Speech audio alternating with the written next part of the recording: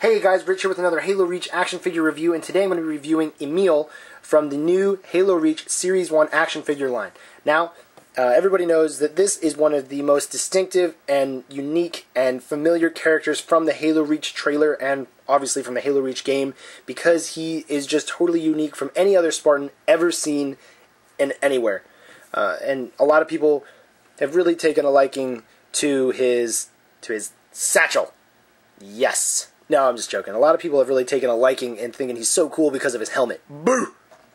But yes, very cool figure. I think McFarlane did an outstanding job with the articulation, with the sculpting, with the paint job, and I'm not just saying that.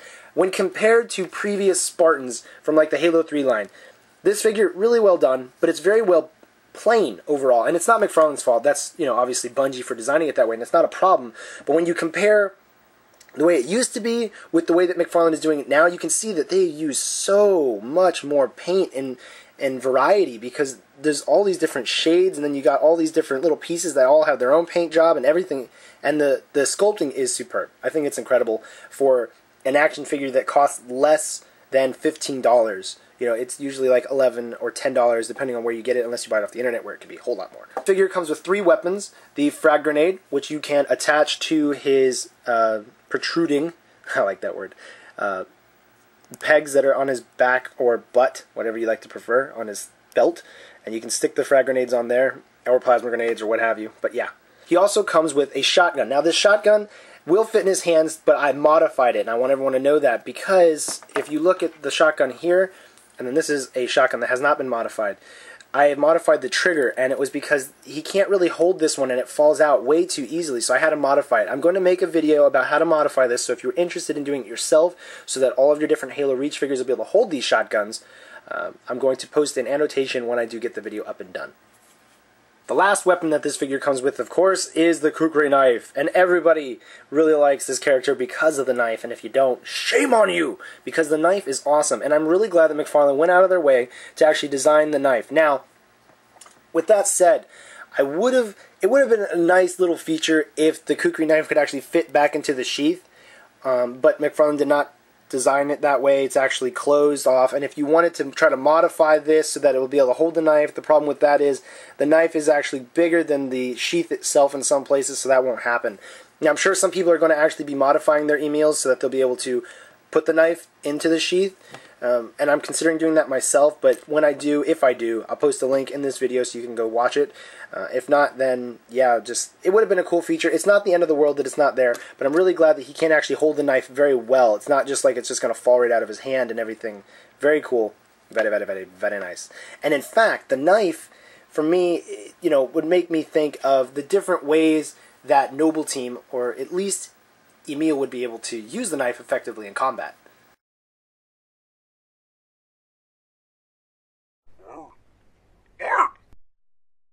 Hello now. I was just wondering if you knew what time it was.